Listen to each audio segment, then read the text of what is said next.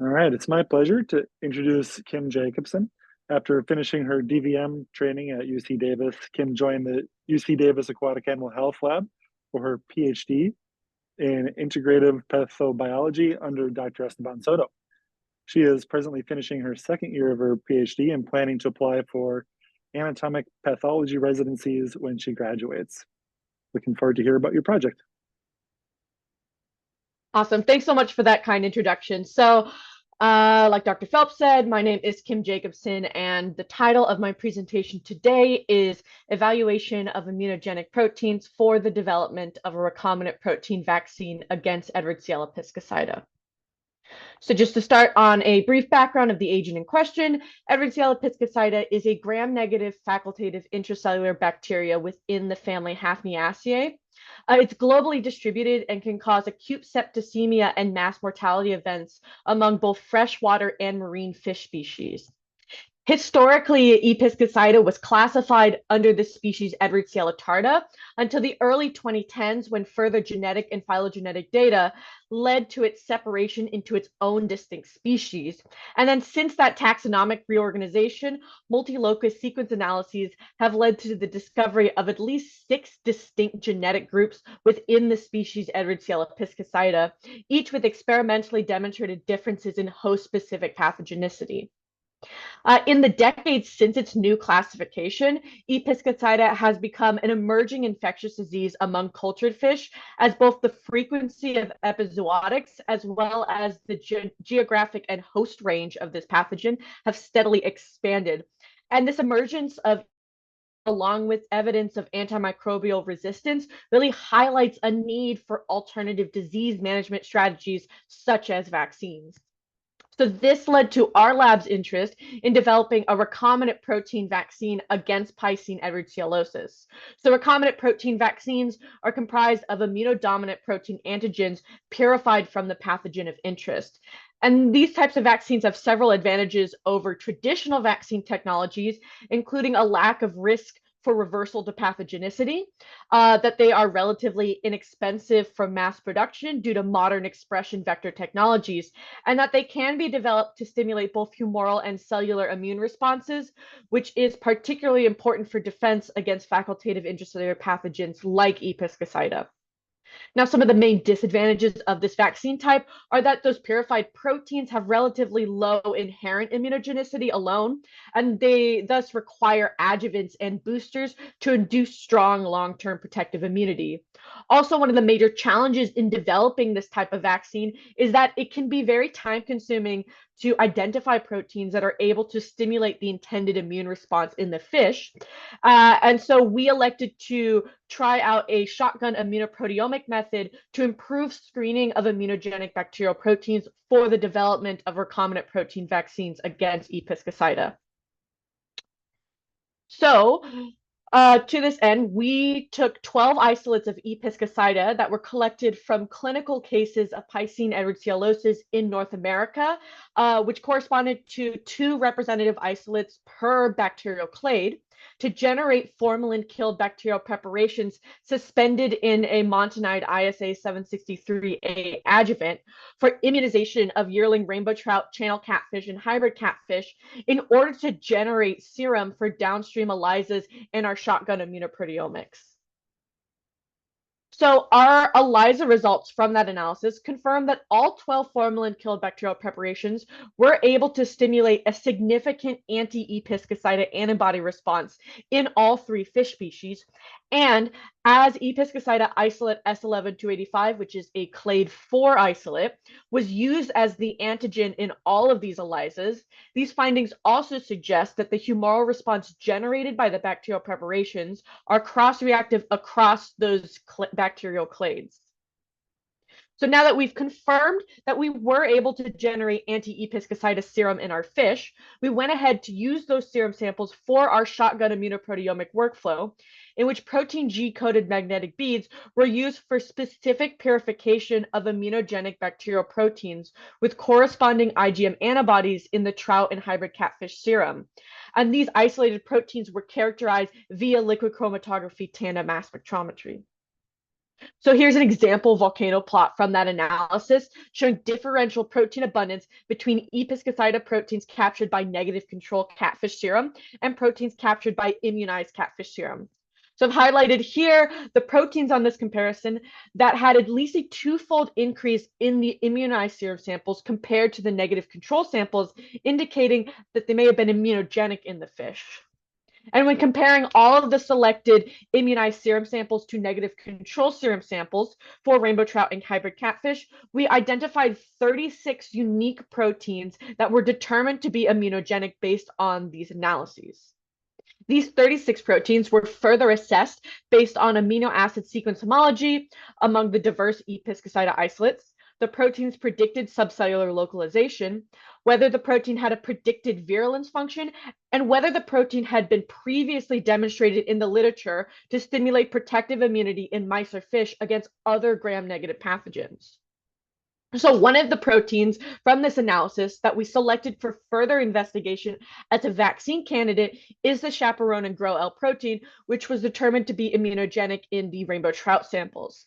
Now, this protein plays a crucial role in assisting protein folding and has been identified in the outer membrane proteome and secretome of Edwardsiella tarda. Thus, we thought it may be present on the microbial surface for host immune detection. Additionally, immunization with the GRO-L protein has been demonstrated to induce protective immunity in mice and turbo against other gram-negative pathogen, making it a promising vaccine candidate. So as such, we took the GRO-L protein and used it to generate two different vaccine formulations for our vaccine trials.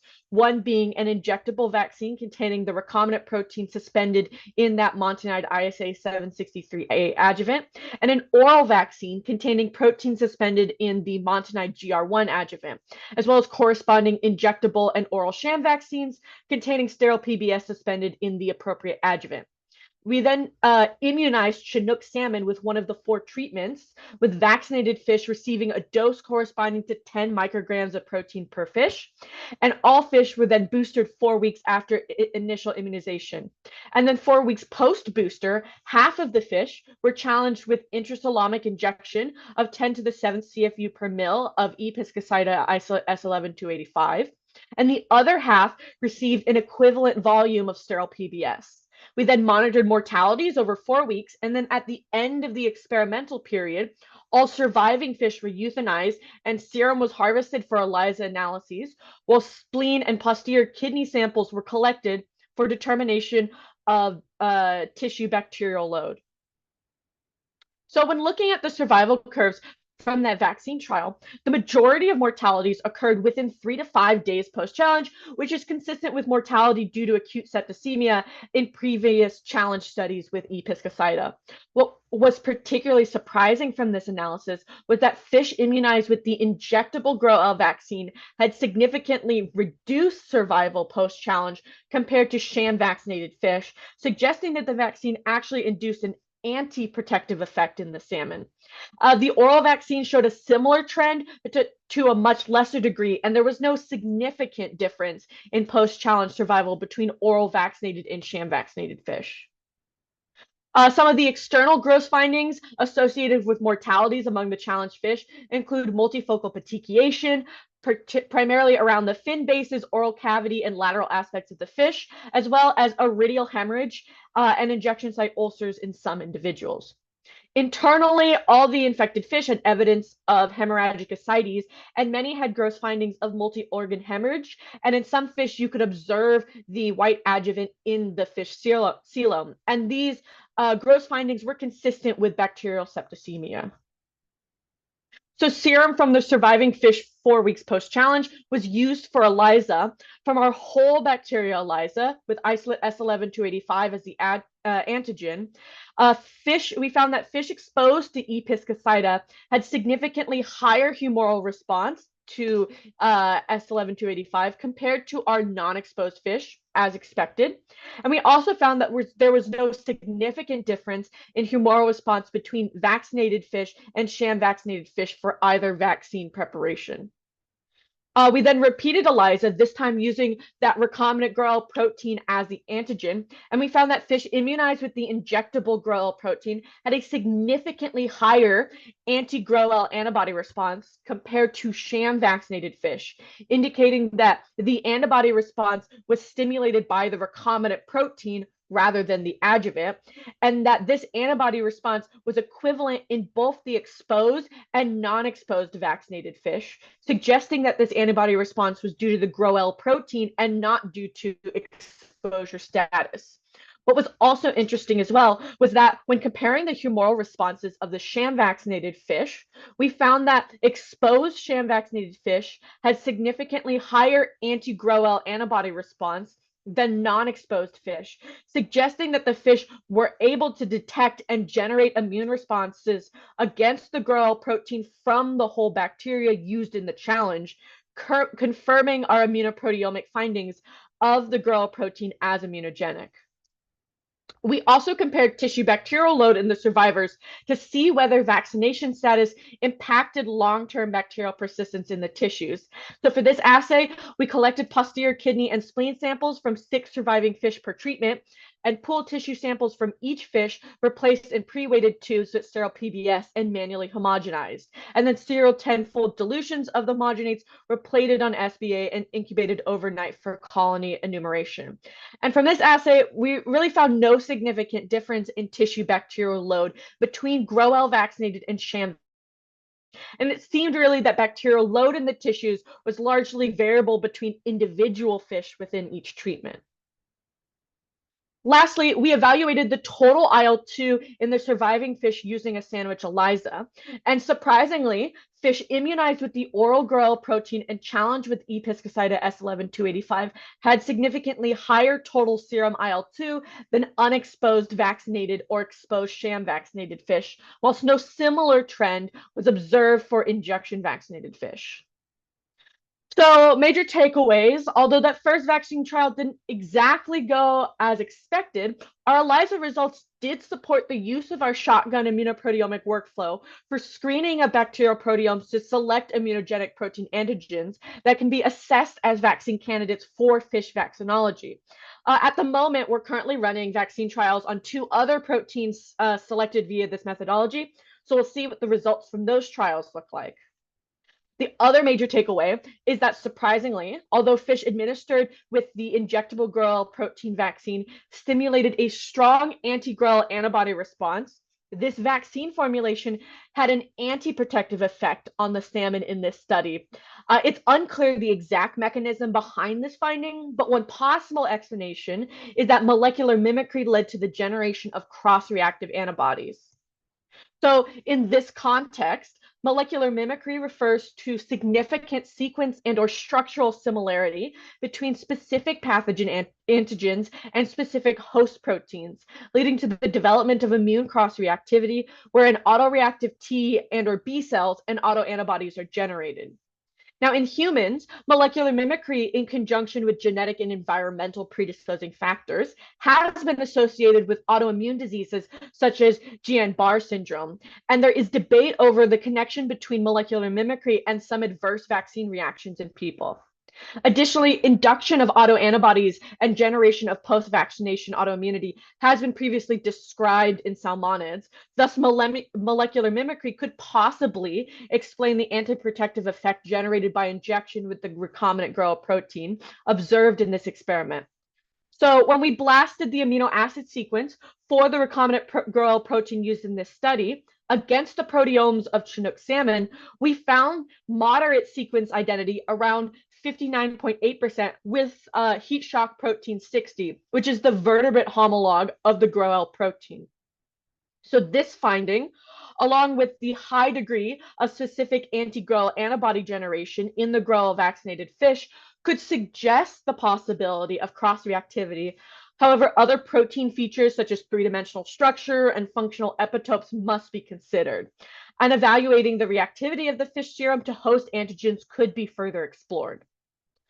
So finally, I would just like to acknowledge the Foundation for Food and Agricultural Research for funding this project, and I'd like to thank Marie-Eve Koziel and CEPIC USA for donating the adjuvants used to this study.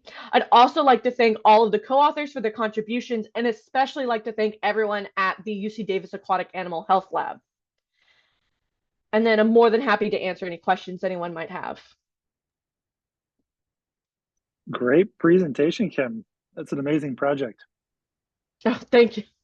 Yeah, folks, we've got time for one or two questions here. Feel free to unmute yourself. We'll take those first. Otherwise, we'll go to the chat.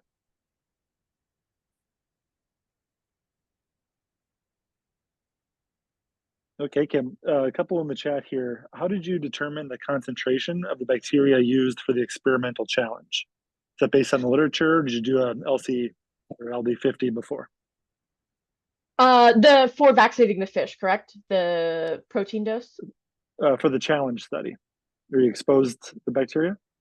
Oh, I see. I see. Yes. So the challenge dose that we used in this study was based on a previous study performed in our lab using Chinook salmon, where they were evaluating the pathogenicity of different Episcocida isolates to Chinook salmon, and they found that with this